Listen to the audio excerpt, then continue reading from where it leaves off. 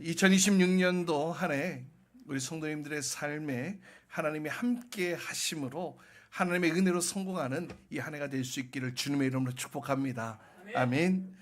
어제 뉴스에 보니까 요즘 날씨가 막 너무 오락가락하는 것 같아요. 어떨 때 너무 춥다가 어떨 때는 또 더웠다가 어제는 무려 영상 16도까지 올라갔다고. 그래서 저 남쪽 지방에는 그 해변에서 바닷가를 거닐던 이 청년들이 너무나 이 뜨거운 이 젊음의 열정으로 더워 죽겠다면서 바다에 막 뛰어드는 그런 모습들이 저녁 뉴스 시간에 이렇게 보도가 되더라고요. 그러면서 나도 30년 전에는 저 자리에 있었을 텐데 막 이런 생각을 하기도 했는데요. 뭐 또 다시 한파가 찾아온다고는 하지만은요. 이제 2026년도가 시작되어지고 이제 점점 봄을 향해 가고 있는 것 같습니다. 이 봄이라고 하면 만물이 생기가 돋아나는 그런 봄이지요. 그래서 봄을 기다리는 노래 소리가 요즘 이렇게 새소리를 들어도 이제 봄이 오는 소리처럼 봄을 기다린 것처럼 그렇게 들리기도 합니다. 저만 그런가요? 이제 앞자릿수가 제 나이도 앞자릿수가 바뀌어가지고 조금 그런 것 같아요. 네. 여러분 3자로 바뀌었다고요? 감사합니다. 여러분 봄이란 단어의 유래를 여러분 아십니까? 봄, 여름, 가을, 겨울 할 때 그 봄요. 이 봄이라는 것은요, 이 봄의 계절은 사실 보다라는 그 동사의 명사형을 따다가 봄, 말 그대로 그렇게 가지고 왔다고 해요. 그래서 어떤 뜻을 담았나 봤더니 겨울에 어떤 죽음과 같은 그런 침묵을 깨고 이제 만물이 새로운 곳을 향해 막 시선을 올리기 시작하잖아요.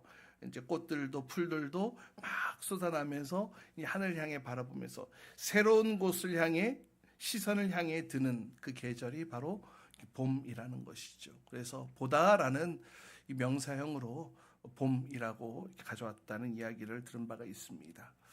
사실 우리 사람은 바라보는 것이 매우 중요합니다. 왜냐하면 바라보는 대로 그렇게 나아가기 때문입니다. 그래서 무엇을 바라보느냐가 그 사람의 인생을 결정한다고도 이야기할 수 있죠. 오늘 우리의 말씀 가운데 우리가 마주하고 있는 이 두 명의 주인공, 눈이 보이지 않는 시각장애인입니다. 이들에게는 봄이 없었습니다. 왜요? 그들의 눈은 이미 캄캄하게 가려져 있었기 때문입니다. 그들에게 있어서 세상은 그저 칠흑 같은 어둠일 뿐이었다라는 거죠. 그래서 그들의 삶은 이 보지 못함으로 인하여 철저하게 고립된 또 영적으로 심리적으로 절벽과 같은 그런 삶의 나날들이었을 것입니다. 또 당시 시대의 유대 사회에서 이 장애인을 바라보는 시각이 그렇게 곱지가 않았습니다. 이 장애인들, 몸에 문제가 있는 자들은 하나님의 저주를 받아서 그렇다. 그래서 죄인으로 취급을 받았고 공동체 안에 함께 모여 살지 못해 밖으로 내몰린 그런 존재들이기도 했기 때문입니다. 그러나 오늘 본문에 보니까 주님께서 이들의 믿음의 고백을 듣고 이들의 눈을 뜨게 하시는 것을 보게 됩니다. 여러분 오늘 말씀 보세요. 28절 29절 말씀 우리 같이 함께 읽어봅니다. 예수께서 시작. 예수께서 집 안으로 들어가셨는데 그 눈먼 사람들이 그에게 나아왔다. 예수께서 그들에게 말씀하셨다. 너희는 내가 이 일을 할 수 있다고 믿느냐? 그들이 예 주님 하고 답하였다. 예수께서 그들의 눈에 손을 대시고 말씀하셨다. 너희 믿음대로 되어라. 눈이 어두워서 보지 못하는 이 시각 장애인들이 주님 앞에 나와서 이제 고쳐달라고 나왔던 거겠죠. 그때 주님께서 그들에게 물으십니다. 너희는 내가 이 일을 할 수 있다고 믿느냐? 이 일이 뭐겠어요? 보게 하는 거겠죠. 이 일을 할 수 있다고 믿느냐? 그랬더니 그들이 대번 예 주님 했더니 주님께서 너희 믿음대로 되어라. 그렇게 눈을 고쳐주시는 이야기가 오늘 본문의 이야기입니다. 프랑스의 대문호 장 라시는 인간의 삶을 세 가지 관점으로 통찰한 바가 있습니다. 이런 말을 이렇게 남겼는데요. 생각하는 자에게 인생은 희극이고 느끼는 자에게 인생은 비극이지만 믿는 자의 인생은 승리다. 이렇게 이 말 남긴 바가 있습니다. 믿는 자에게 인생은 승리다. 오늘날 우리가 무엇을 바라보아야 할지 참 내일을 알지 못하는 그런 불확실성 시대에 우리가 살아가고 있잖아요. 이런 시대 속에서 우리로 하여금 승리로 이끄는 유일한 전략은 오직 믿음밖에 없는 줄 믿습니다. 믿는 자에게 인생은 승리다라는 이 말. 사실 우리 인간은 믿음의 열매를 맺도록 설계되어진 피조물입니다. 하나님께서 그렇게 창조하셨어요. 무언가를 의지하도록 무언가를 신뢰하며 살아가는 존재로 하나님께서 지으셨다는 것이죠. 그래서 중요한 것, 우리 인간이 인간으로 살아가는데 가장 중요한 것은 무엇을 신뢰하느냐, 다시 말해 무엇을 바라보며 살아가느냐가 우리 인생의 질과 또 영원한 운명까지도 결정짓게 됩니다. 히브리서 기자는 이렇게 말한 바가 있습니다. 믿음은 바라는 것들의 확신이라고 말이죠. 여기서 말하는 이 확신은 실체를 얘기를 하는 거예요. 믿음은 내가 바라고 원하는 것들에 나타나는 실상이라는 거예요. 또 믿음은 보이지 않는 것들의 증거다. 증거는 보여지는 것, 나타나지는 것, 확인되어지는 것을 말하는 거잖아요. 믿음은 바로 그런 것이다. 이렇게 얘기를 했죠. 또 예수님께서 마가복음에 이렇게 말씀하셨어요. 함께 읽어봅시다. 예수께서 시작. 예수께서 그에게 말씀하셨다. 할 수 있으면 이 무슨 말이냐? 믿는 사람에게는 모든 일이 가능하다. 할렐루야. 믿는 사람에게는 모든 일이 가능하다라고 우리 주님께서 말씀하셨어요. 그래서 믿음이 모든 것을 이긴다라는 것이죠. 여러분, 우리가 살아가는 이 세상 속에 우리가 거스를 수 없는 법칙이 우리 안에 존재하고 있습니다. 자연 법칙이죠. 그래서 법칙이라고 얘기를 한 것은 바뀌어지지 않는 거예요. 그 가운데 하나가 바로 제2연력학 법칙, 엔트로피 법칙이라고 얘기를 하고 있는 이 법칙인데요. 이 법칙이 무엇이냐면 그냥 이 세상에 존재하는 것들을 가만히 내버려 두면 처음에는 질서 정해냈던 것이 무질서로 흘러가게 되고 존재가 부존재로 넘어가게 되고 또 생명이 죽음으로 흘러가게 되고 또 정의가 불의로 흘러가게 되고 또 일치가 분열로 흘러가게 된다. 그러니까 한마디로 얘기하면 엔트로피 법칙을 한마디로 얘기를 하면 망가짐의 법칙입니다. 여러분 그렇잖아요. 여러분 집안에 과일 같은 거 그냥 내버려 두면 어떻게 됩니까? 그냥 그대로 보존됩니까? 아니요. 시간이 흘러갈수록 상해요. 문드러집니다. 썩어 없어지기까지 합니다. 이 세상의 모든 물질 쓰지 않고 가만히 놔둔다고 해서 그대로 보존되어지지 않아요. 시간이 흐르면 흐를수록 그 원형을 잃어버리게 되는, 그래서 상하고 헐게 되는 것, 그게 바로 엔트로피 법칙이라는 거예요. 이 법칙은 아담의 타락 이후 인간의 역사 속에 이 엔트로피 법칙의 지배 아래 인간이 살아가게 됩니다. 모든 것이 없어지고 사라지고 무너지고 망가지는 것을 말합니다. 그러나 여러분, 우리 기독교 신앙은 어떤 것인지 아십니까? 이 없어지고 망가지고 사라지고 어떤 이런 부패 법칙을 거스르는 우리 하나님은 어떤 분이세요? 창조주 하나님. 따라해 봅시다. 창조주 하나님. 우리 하나님 창조하시는 하나님이세요. 우리 아버지가 창조주 하나님이시라고요. 따라서 하나님께서는 당신의 자녀들로 하여금 하나님의 그 창조적 삶의 방식을 따르도록 우리를 추청하고 계세요. 그래서 여러분, 믿음이란 없음에서 있음으로 바뀌어지는 거고, 무질서에서 질서로, 절망에서 희망으로 빚어내는 성령의 초자연적인 능력이라는 겁니다.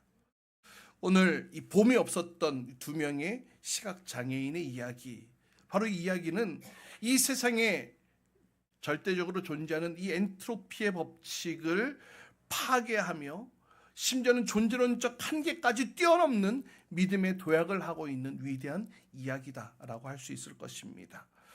2026년도 여러분, 우리 올 한 해 표가 뭔지 아세요? 여기 주보에 맨 앞에 있습니다. 한번 따라해 봅시다. 더 큰 믿음으로 도약하라. 한번 더 큰 믿음으로 도약하라. 그래서 오늘은 이 믿음의 도약에 대한 이야기를 함께 나눠보려고 합니다. 여러분, 도약이 무엇입니까? 공중에 뭔가를 띄우는 걸 얘기를 하죠. 이렇게 띄우는 걸 얘기를 합니다. 이것보다 제가 더 높게 뛸 수는 있지만 혹시 무너질까봐 한마디로 점프하는 것이 도약인데요. 여러분, 공중에 물건을 이렇게 놔두면 놓으면 어떻게 돼요? 이게 떨어집니다. 그 어느 것도 거스를 수 없는 물리 법칙이 존재하게 되죠. 여러분, 이 물리 법칙이 뭔지 아세요? 이 뉴턴이 얘기한 만유인력의 법칙이죠. 만유인력의 법칙. 그래서 이 법칙에 의해서 공중을 향해 뭔가 물건을 올렸다 하더라도 금세 다시 떨어지게 된다는 겁니다. 그런데 여러분, 이 물리적 법칙을 거스르기 위해 부단히 노력하는 사람들이 있습니다. 바로 운동선수들이지요. 운동 경기 가운데 여러 종목들이 자신의 몸을 최대한 공중에 오래 띄워서 좋은 성과를 내게 하는 종목들이 참 많이 있습니다. 그래서 자신의 한계를 돌파하기 위해서 부단히 노력하고 훈련하는 그런 모습들도 보게 됩니다. 다시 말하면 거스를 수 없는 이 법칙을 스스로 돌파해 나가는 모습들이 운동선수들을 통해 발견하게 된다는 것이죠. 오늘 우리에게 주어진 2026년도 이 새로운 믿음의 도약은 바로 이러한 자들에게, 주님 앞에 끝까지 나아가는 자들에게 주어지는 몫인 줄 믿습니다. 오늘 말씀을 통해 우리 교회가, 또 우리 교회 공동체에 속한 우리 모든 가정과 또 우리 개인의 삶 속에 더 큰 믿음으로 도약하기 위하여 새로운 한계를 넉넉하게 돌파해 나아가는 저와 여러분 될 수 있기를 주님의 이름으로 축복합니다. 아멘. 우리가 읽은 마태복음 9장에는 예수님의 초자연적인 기적의 역사들이 연달아 쭉 등장하고 있는 것을 보게 됩니다. 처음에는 중풍병자 이야기가 나와요. 그래서 이 중풍병자의 마비가 되는 거잖아요. 이 마비가 되었던 근육이 다시 살아나서 그 중풍병자가 일어나 돌아가게 되는 그 사건. 또 12년간 혈류증으로 말라가던 여인이 생명이 회복되어지는 사건. 또 심지어는 회당장 야이로의 딸이 죽었어요. 그런데 죽은 그 딸을 살리시는 예수님의 놀라운 능력이 보여지고 있습니다. 그리고 이러한 장엄한 기적들의 행렬 가운데 오늘 우리가 읽은 본문이 위치하고 있죠. 오늘 우리가 읽은 본문에 이 두 명의 시각장애인이 아주 절규를 하고 있는 것을 보게 됩니다. 27절 말씀 보세요. 함께 읽어볼까요? 예수께서 시작. 예수께서 거기에서 떠나시는데 눈먼 사람 둘이 다윗의 자손이여 우리를 불쌍히 여겨 주십시오 하고 외치면서 예수를 뒤따라왔다. 그들이 뭐라고 외쳤어요? 다윗의 자손이여 우리를 불쌍히 여겨 주십시오. 다윗의 자손이여 우리를 불쌍히 여겨 주십시오. 여러분, 이 고백은 단순히 다윗의 자손이라고 해서 다윗의 혈통을 이야기하는 것이 아닙니다. 그렇게만 부르는 것이 아니고요. 사무엘하 7장 이하에 나타난 다윗 가문의 언약, 그 언약을 근거로 한 메시아를 향한 고백인 거예요. 메시아. 그러니까 다윗의 자손이요, 메시아요라는 고백을 하고 있는 것이죠. 또 이사야 선지자의 이 예언, 이사야 35장에 보면 이런 말이 있습니다. 그때에 눈먼 사람의 눈이 밝아지고 귀먹은 사람의 귀가 열릴 것이다. 메시아가 오게 되어지면 이런 일들이 일어나게 된다는 예언인데, 이와 같은 구약의 예언과 또 약속의 성취를 바로 내 앞에 서 있는 이 예수를 통해 이루어질 것이라는 그런 역사적인 고백을 이 두 사람이 하고 있는 것입니다. 여러분, 우리가 읽은 이 두 시각장애인의 간절한 외침, 여러분 정말로 간절하게 들리지 않습니까? 그들의 인생은 늘 암흑의 인생이었어요. 그런데 이 어두운 나의 눈을 밝힐 수 있는 분이 바로 내 앞에 있는 예수 그리스도 메시아라는 사실을 인정하고 고백하며 다윗의 자손 예수여 나를 불쌍히 여겨주십시오. 다윗의 자손이여 나를 불쌍히 여겨주십시오라고 간절하게 외쳐대고 있습니다. 그런데 참 이상합니다. 예수님께서는 길거리에서 이렇게 외쳐대는 그들의 부르짖음에 침묵하십니다. 간절한 외침에 즉시로 응답하지 않으세요. 예수님께서는 그냥 지나가다가 옷깃만 이렇게 탁 만져도 뒤돌아보면서 그 사건을 또 이어가셨던 것들을 보게 되는데요. 그런데 이들이 이렇게 외치는데도 그들을 뒤로 한 채 목적지인 집으로 묵묵히 들어가십니다. 왜 그러셨을까요? 아마도 저들의 믿음이 그냥 단순한 감정적 흥분은 아니었는지, 아니면 정말로 주님을 정말로 신뢰함으로 그 모든 어려운 장벽들을 뚫고 정말 믿음의 행보를 보일 것인지 아마 시험하기 위함은 아니었을까, 그런 생각을 해보게 됩니다. 어쨌든 예수님께서 외면하셨어요. 아니, 예수님께서 침묵하셨어요. 돌아보지 않으셨어요. 그러나 이 두 명의 시각장애인은 포기하지 않습니다. 당연히 눈에 보이지 않으니까 예수님이 앞에 계신 것 같은데 갑자기 어디로 가셨어. 그러면은 어떻게 해요? 눈에 보이지 않으니까는 소리를 집중해서 들었겠죠. 그래서 예수님이 걸어가시는 그 발걸음을 쫓아서 예수님이 가신 그 집을 끈질기게 끝까지 추적해서 들어가는 것을 보게 됩니다. 그게 28절에 나와 있습니다.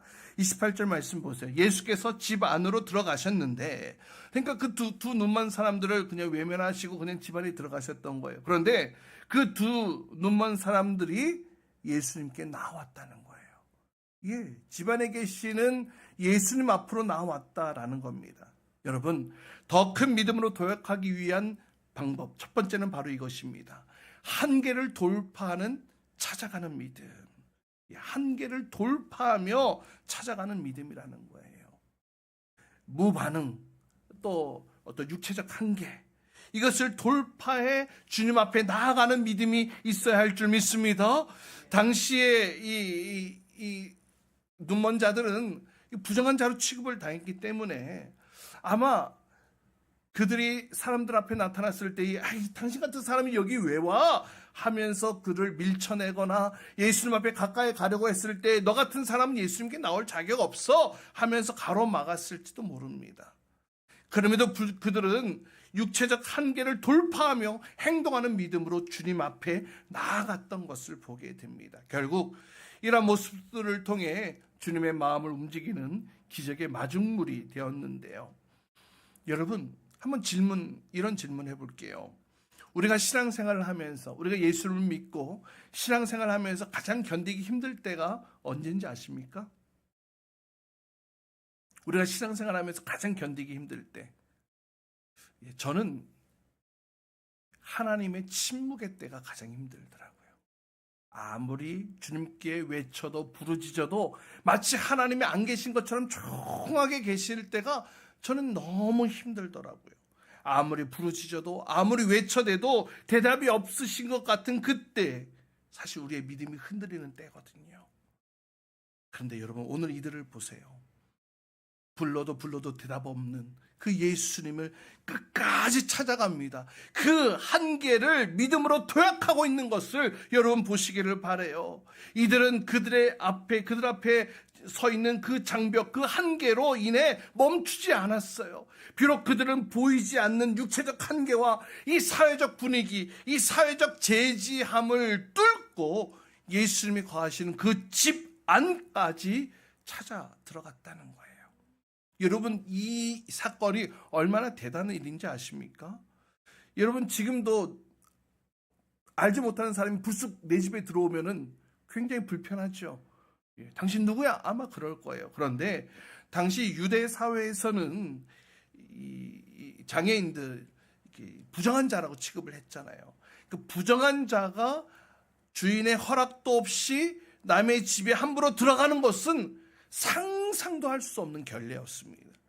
어쩌면 이들에게 있어서는 목숨을 건 모험과도 같았을 겁니다. 그러나 이들의 믿음, 가만히 앉아서 기다리는 믿음이 아니었어요. 기다리는 수동적인 태도가 아니었다는 거예요. 여러분, 믿음은 찾을 자를 바로 찾는 행동이어야 되는 것입니다. 거절당할 것 같은 상황 속에서도 주님을 향해 내 발걸음을 옮기는 능동적 용기가 바로 믿음의 출발점인 줄 믿으시길 바랍니다. 그들은 비록 눈은 닫혀 있었어도 영적인 귀는 열려 있었어요. 누구보다 예민했습니다. 마치 로마서 10장 17절에 이렇게 말씀하고 있죠. 그러므로 믿음은 들음에서 생긴다, 얘기를 하고 있는 것처럼 그들은 보지 못했기 때문에 그 말씀에 더 민감하게 반응했던 것 같아요. 주님이 침묵하실 때에 오히려 그들은 예수님의 그 작은 발걸음에 온 촉각을 곤두세워서 그 발소리에 집중을 했습니다. 그래서 예수님이 어디로 가시는지, 어느 집안으로 들어가시는지 그 뒤를 따라 나아갔던 것이죠. 결국 그들은 주님의 임재 앞까지 파고 들어갔던 것입니다. 사랑하는 여러분, 우리의 삶 속에 기적이 일어나지 않는 이유 무엇인지 아십니까? 주님의 능력이 없어서라고요? 아니요. 주님의 능력이 부족해서라고요? 아니요. 어쩌면 우리가 주님이 계시는 그 집 안까지 따라 들어갈 수 있는 그런 간절함이 없기 때문은 아닐까요? 여러분, 허공을 가르는 이 도약, 이 점프 역시 그 간절함이 있을 때 가능한 것입니다. 주변의 비웃음, 또 상황적 침묵이라는 이런 심리적 장벽 앞에 여러분 주저앉지 마세요. 여러분, 진정한 믿음은 하나님이 나를 거절하시는 것 같은 그런 상황 속에서도 그분의 자비하심을 신뢰하는 거예요. 그분의 자비하심을 끝까지 신뢰함으로 그분 앞에 나아가는 행동적 고백인 줄 믿으시길 바랍니다. 여러분, 우리의 삶에 변화가 없다고 주저앉지 마세요. 내가 바라는 대로, 내가 원하는 대로 되지 않는다고 여러분 한탄만 하지 마세요. 여러분, 기적은 가만히 앉아서 기다리는 것이 아닙니다. 그것을 가리켜 신앙으로 얘기를 하지 않습니다. 내 상처, 내 결핍, 내 아픔까지도 다 쌈에 들고 주님 앞에 나아가게 될 때에 그 주님의 임재 안에서 한계를 돌파하는 믿음의 영적 도약을 경험하게 되는 줄 믿으시길 바랍니다. 아멘. 자, 더 큰 믿음에 도약하기 위한 두 번째 방법 28절입니다. 우리 같이 함께 읽습니다. 28절 시작. 집 안으로 들어가셨는데 그 눈먼 사람들이 그에게 나아왔다. 예수께서 그들에게 말씀하셨다. 너희는 내가 이 일을 할 수 있다고 믿느냐? 그들이 예, 주님 하고 대답하였다. 두 번째는 이것입니다. 언약 위에 세워진 흔들리지 않는 고백. 믿음의 도약을 하기 위해서 흔들리지 않는 고백이 있어야 되는데 어디 위에 세워져야 된다고요? 언약 위에, 말씀 위에. 지방까지 따라온 그들에게 예수님께서 묻습니다. 야, 너희가 여기까지 이렇게 쫓아왔는데 도대체 왜 왔느냐? 너희가 정말 내가 너희의 눈을 낫게 할 것이라고 너희들은 믿느냐? 라고 했을 때 이들은 주저없이 예, 주님이라고 대답합니다. 많은 대화도 아니었습니다. 이 짧은 대화 속에 그들이 지금 주님 앞에 나와 고백하고 있는 예, 주님, 이 고백은 단순히 병을 고치려는 어떤 신비주의적 어떤 그런 마음으로 나온 것이 아니라는 사실을 우리는 알 수가 있습니다. 왜냐하면 우리가 앞서 살펴본 대로 예수님을 어떻게 호칭했어요? 다윗의 자손이라고, 메시아로 인정을 했죠. 따라서 메시아를 향한 그들의 언약적 소망을 이렇게 표현을 했던 것입니다. 메시아가 오시면 소경이 눈이 밝아질 것이다. 이런 이사의 예언을 이들이 알고 있었던 것이죠. 그래서 그 언약을 붙들고 예, 주님, 당신이 하실 수 있음을 내가 믿습니다라는 이 고백을 했던 것입니다. 그냥 단순하게 예, 당신이 할 수 있을 것 같으니까 나 좀 해주세요가 아니에요. 확신을 가지고, 언약의 기초한, 말씀의 기초한 확신을 가지고 예, 당신은 하실 수 있는 분이시기에 내가 나온 것입니다라고 고백했던 거예요. 여러분, 자손이 하나도 없었던 아브라함이 밤에 별을 보면서 셀 수 없는 그 자손을 약속하셨던 그 하나님의 언약을 붙들고 있었던 그 사실. 여러분, 그래서 창세기 15장에 보면 아브라함의 이런 믿음을 주님께서 의로 여기셨다라고 그렇게 기록하고 있죠. 오늘 본문에 나오는 이들, 육신의 눈은 어두웠지만 그러나 언약의 별은 이 가슴에 품고 있었던 것 같아요. 그들의 신앙은 어떤 감정에 의해 휘둘리는 신앙이 아니었어요. 아브라함에게 또 다윗에게 약속하셨던 그 언약이, 그 약속이 지금 내 눈앞에 계시는 이 분을 통해, 예수님을 통해 성취되고 있다는 사실을 이 약속, 이 언약의 기초에 고백하고 있었다는 거예요. 여러분, 이것이 굉장히 중요합니다. 여러분, 그냥 주님 앞에 간구하고 기도하는 것이 아니라 이 약속의 말씀을 붙들고 기도하고 간구해 보십시오. 주님께서 100% 들어주십니다. 반드시 들어주십니다. 아멘. 아멘 하시는 분들에게 하나님의 놀라운 응답의 역사가 일어날 줄 믿습니다. 여러분, 우리의 믿음이 흔들리는 이유가 뭔지 아세요? 우리의 상황이 점점 나빠지기 때문에요. 우리의 상황이 점점 어려워지기 때문에 우리의 믿음이 흔들립니까? 아니요. 사실은 우리의 믿음의 기초가 나의 감정, 나의 경험에 기초하고 있을 때에 쉽게 흔들릴 수밖에 없어요. 내가 이전에 했던 경험들, 아픔의 경험들, 실패의 경험들, 떨어짐의 경험들, 그 경험들이 두려움으로 인하여서 더 큰 도약을 하는데 가로막는 가장 큰 장애물이라는 거예요. 그러나 오늘 본문에 언약에 기초한 믿음으로 고백했던 이들과 같이 나의 하나님이 약속하신 그 말씀 위에 나의 신앙을 그 위에 올려놓고 우리의 신앙을 세워나가게 될 때에 우리는 그 어떤 역경 속에서도 승리의 주님을 바라보며 믿음의 도약을 할 수 있는 줄 믿습니다. 여러분의 신앙을 어디 위에 두라고요? 말씀 위에 두라고요. 그래서 우리가 말씀을 배우고 공부해야 되는 거예요. 말씀을 듣는 것으로만 끝나는 것이 아니라 말씀의 내용을 나의 것으로 삼고 이제 나의 신앙을 그 말씀에 두기 위해서 우리가 말씀을 배워야 되는 겁니다.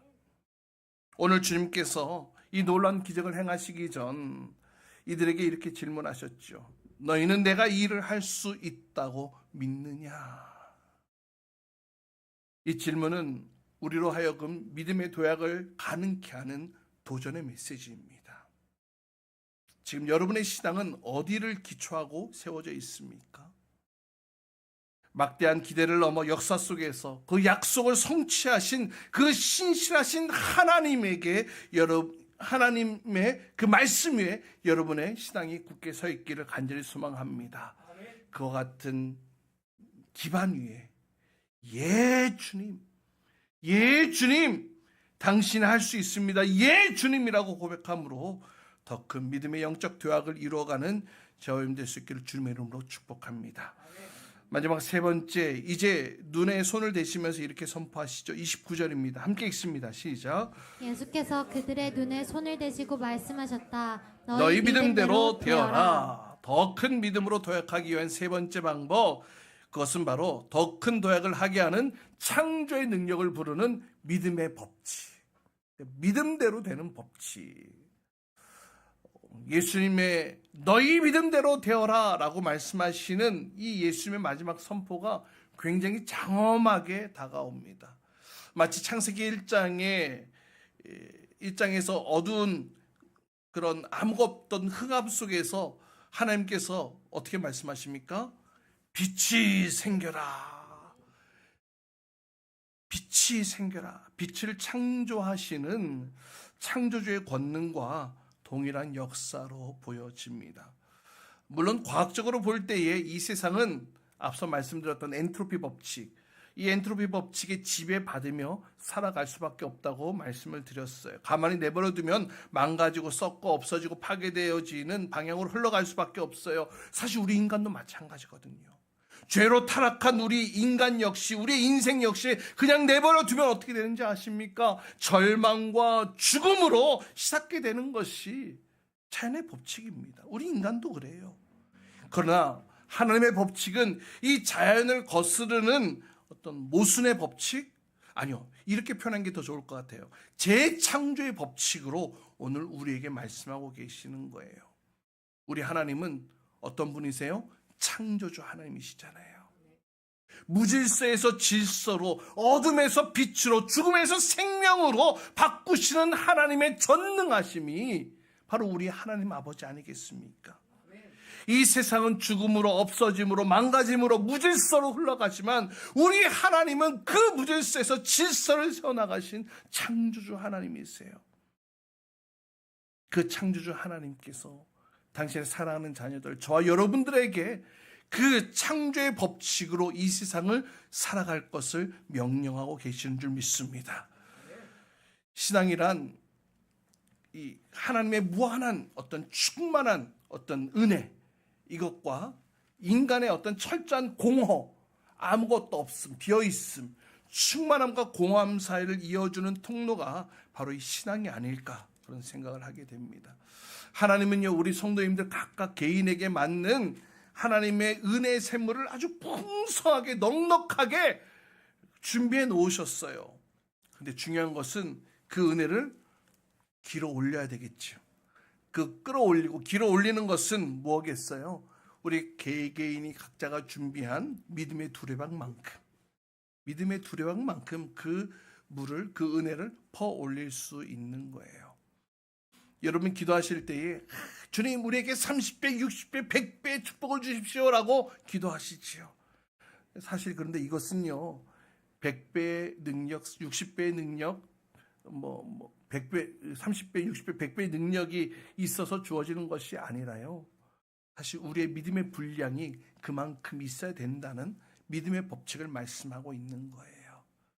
바라기는 우리 모든 성도님들의 삶과 개인의 신앙 가운데에 하나님이 준비하신 모든 것들을 100배로 다 받아 누릴 수 있는 큰 믿음의 그릇이 있기를 주님의 이름으로 축복합니다. 여러분 성경에 보니까 겨자씨만한 믿음만 있어도 이 산을 들어 저 바다에 던져라 해도 옮겨질 것이라고 말씀하셨잖아요. 여러분 겨자씨만한 믿음만 있어도 우리의 인생을 갉아먹는 앞서 말씀드렸던 이 엔트로피 법칙을 다 멈추고 하나님의 창조적 질서 가운데에 우리의 인생을 새롭게 세워나갈 수 있게 되는 줄 믿으시길 바랍니다. 사랑하는 여러분, 오늘 우리는 절망의 어둠 속에서 빛을 찾던 두 사람의 이야기를 함께 나누었습니다. 이들에게는 믿음이 있었다고 말씀을 드렸어요. 믿음이 영어로 뭡니까? 페이스죠, 페이스. 예. 저는 이 페이스를 이렇게 풀어보고 싶어요. 예, 앞자를 따서 이렇게 단어를 만들어 봤는데요. F는 for asking all, I take him. for asking all, I take him. 무슨 뜻입니까? 나의 모든 상황과 한계를 뛰어넘어 오직 예수님만 붙잡겠습니다. 이것이 바로 믿음이 아닐까요? 나의 한계, 나의 상황, 나의 모든 여건들을 뛰어넘어 예수님만 붙잡는 것, 바로 그것이 믿음인 줄 믿습니다. 오늘 이 두 사람은 자신의 장애를 뛰어넘어 예수님을 취했어요.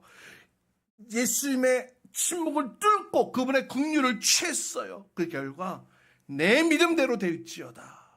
그들의 눈이 밝아지고 기쁨을 이기지 못해 온 세상에 복음을 전하는 증인으로 살아가게 되었다는 것입니다.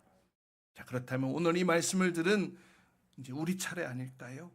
2026년도 이제 인생의 겨울을 끝내고 하나님의 은혜로 이제 새로운 시선으로 바라보는 진정한 영적인 봄이 여러분에게 도달하기를 간절히 소망합니다. 더 큰 믿음으로 도전하라. 더 큰 믿음으로 도전하라.